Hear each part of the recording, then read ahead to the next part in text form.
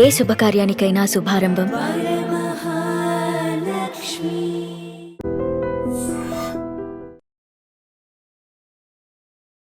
నమస్తే, welcome to I dream talking point with కవిత.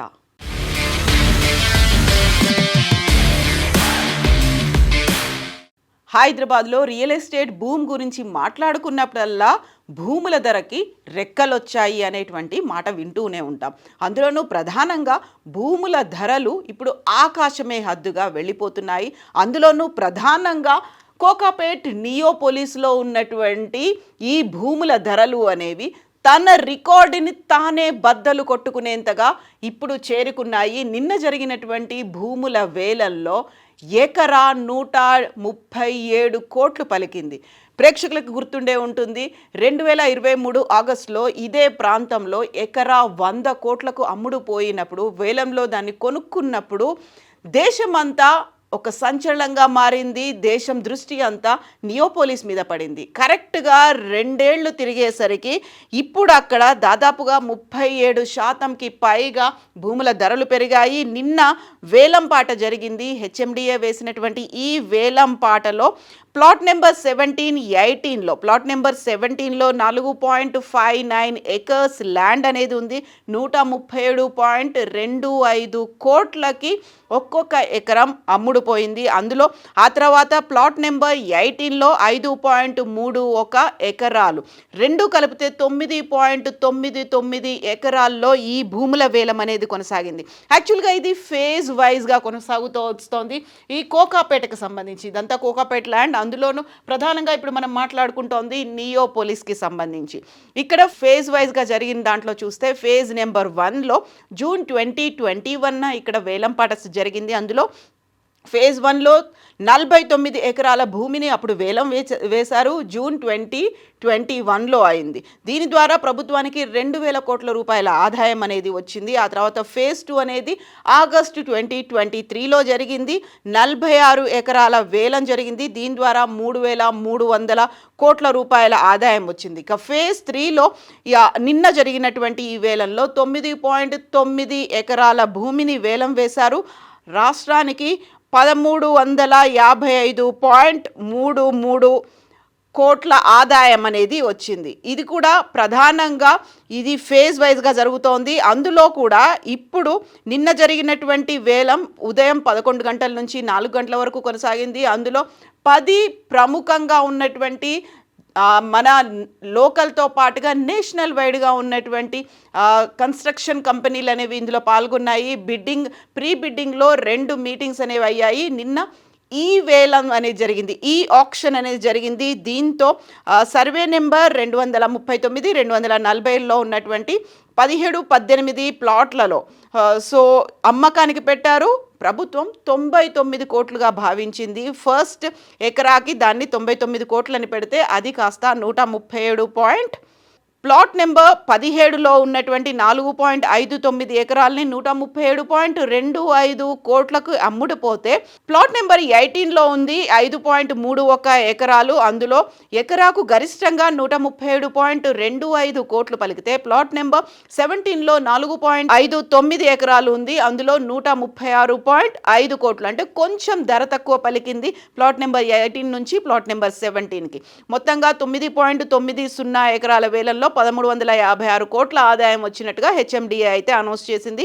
ఇటీవలే అదే కోకాపేటకు సంబంధించి రాయదుర్గంలో Telangana industrial infrastructure corporation TGIIC జరిపినటువంటి వేలంపాట్లో 1 ఎకరా 177 కోట్లు పలకడం అనేది అది ఆక్షన్లో పోయింది. దీంతో పాటుగా ఈ మధ్య కుకట్పల్లి హౌసింగ్ బోర్డ్ ఏరియాలో కూడా ఇలా ఆక్షన్ పెడితే ఎకరా 70 కోట్లకు పోయింది. దీని ద్వారా 2 ఏళ్ల క్రితం ఈ మధ్య కాలంలో చూస్తే హెచ్ఎండిఏ ఎకరా 100.75 లక్షలు అనేది ఉంది 2 ఏళ్ల క్రితం. ఇదే లేఅవుట్లో అప్పుడు దేశవ్యాప్తంగా చర్చనీయాంశమైంది ఎకరా 100 కోట్లు పోవడం అనేది. ఇక నెక్స్ట్ గోల్డెన్ మైల్లో ప్రభుత్వం ధర అనేది 70 కోట్లు ఉంది. ఈ నెల 28వ నిన్న జరిగినటువంటి డిసెంబర్ 24తో పాటుగా ఈ నెల 28న కూడా ఉంది. ఆ తర్వాత డిసెంబర్ 3, 5 తేదీల్లో కూడా మిగతా ప్లాట్లలోని 19.08 ఎకరాలకి హెచ్ఎండిఏ ఇప్పుడు వేలంపాట కూడా నిర్వహించబోతోంది. కోకాపేటలో ఉన్నటువంటి 239, 240 సర్వే నెంబర్లలో 15, 16, 19, 20 ప్లాట్లు అనేవి ఉన్నాయి. నిన్న 17, 18 ప్లాట్లకు సంబంధించి వేలంపాట జరిగింది. సో ఎకరాకి 99 కోట్లే ప్రభుత్వం ధర నిర్ణయించినప్పటికీ అది 137 కోట్లకు పైగా అమ్ముడుపోయింది. దీంతో పాటుగా కోకపేట గోల్డెన్ మైల్ లేన్ అనేది ఉంది. అక్కడ లేఅవుట్లో 116, 117 సర్వే నెంబర్లు కూడా ఉన్నాయి. దాంట్లో 1.98 ఎకర్స్ అనేది బహుళ వినియోగ జోన్ అనేది ఉంది. అక్కడ పక్కా కమర్షియల్ జోన్ అనేది ఉంది. దీంతో పాటుగా ఇక్కడ ఉన్నటువంటి హై రైజ్ బిల్డింగ్కి సంబంధించి లిమిట్ అనేది లేదు. అంటే అవి ఎన్ని అంతస్తుల వరకైనా కట్టుకోవచ్చు అనే దాంతో పాటుగా ఔటర్ రింగ్ రోడ్కి చాలా సమీపంలో ఉండడం, దీంతో పాటుగా ఎయిర్పోర్ట్, వీటన్నిటికీ చాలా దగ్గరలో ఉండడం, డిస్టెన్స్ అనేది ఎక్కువగా లేకపోవడం, అందులోనూ కూడా ఇక్కడ చుట్టుపక్కల కూడా ఉన్నటువంటి ఒక ప్రైమ్ లొకేషన్గా భావిస్తూ ఉంటారు. ఇప్పుడిప్పుడే డెవలప్ అవుతుంది. అందులో నియోపోలిస్లో కనుక ఒక ప్లాట్ కొనుక్కుంటే లేకపోతే దాన్ని ఆక్షన్లో వేస్తే అదొక ప్రెస్టీజ్ ఇష్యూ లాగా కూడా మారిపోయినటువంటి తరుణంలో ఇప్పుడు ఒక ఎకరం 137 కోట్లు పలికింది. అదే నియోపోలిస్లో 100 కోట్లు ఉంటే ఇప్పుడు అది ఇంత మారింది అనే దాంతో పాటుగా నెక్స్ట్ ఏం జరగబోతోంది అనేది కూడా చాలా కీలకంగా మారింది. ఈ ఆక్షన్లో ఇంత ధర పలకడం అనేది 36% పెరిగింది. గత 2 ఏళ్లతో పోలిస్తే 2023తో పోలిస్తే కోకాపేట్ ఒక పెట్టుబడులకి ఒక కేంద్రంగా మారింది, ప్రముఖ వాణిజ్య స్థలంగా మారింది, ఒక హాట్ డెస్టినేషన్ పాయింటో లేకుంటే హాట్ కేక్ లాగా ఉండేటువంటి భూమి ఏదైనా ఉంది అంటే కోకాపేటలోని నియోపోలిస్గా ఇప్పుడు అది మారింది. అందులోనూ మౌలిక సదుపాయాల అభివృద్ధి అనేది ఉంది.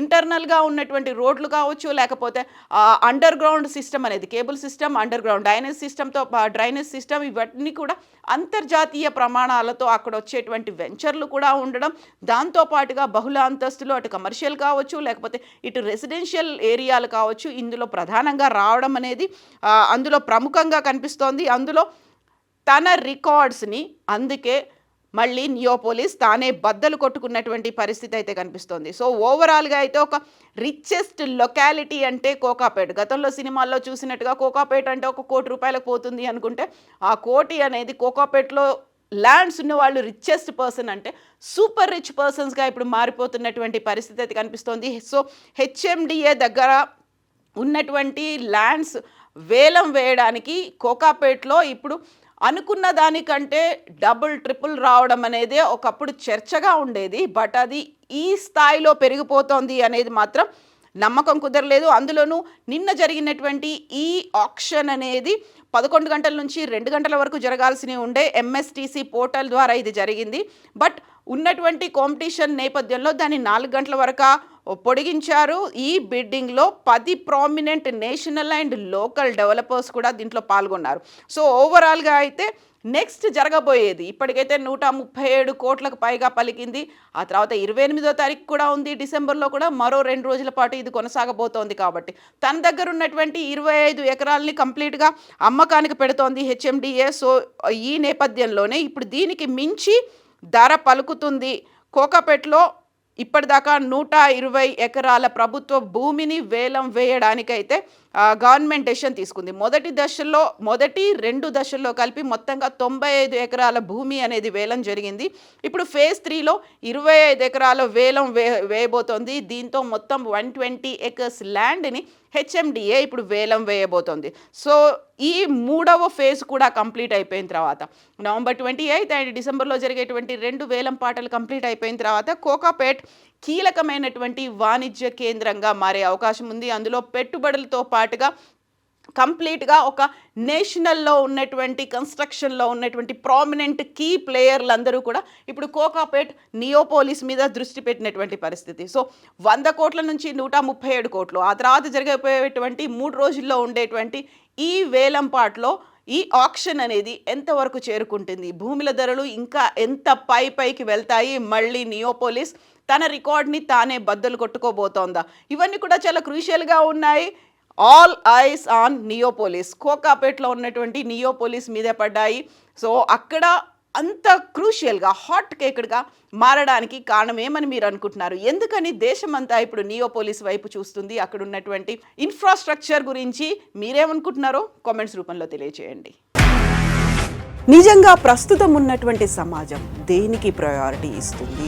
ఆర్థిక సంబంధాల చుట్టూ మాత్రమే తిరుగుతోంది. మళ్ళీ ఎన్నికలంగానే చాలా విరక్తి కలుగుతున్నాం. మంచి అనిపిస్తుంది కదా, లేడీస్ కూడా ఛాలెంజింగ్ జాబ్స్ చేసినప్పుడు చాలా బాగుంటది. ట్రాఫిక్ అసిస్టెంట్స్ గా నియమించిన ట్రాన్స్జెండర్స్ అందరితో సాల్యూట్ చేయించుకుంటున్నారు. ఫుడ్ డెలివరీ ఇవ్వటానికి వెళ్ళినటువంటి డెలివరీ బాయ్ అనిల్ పై కళ్ళ ముందు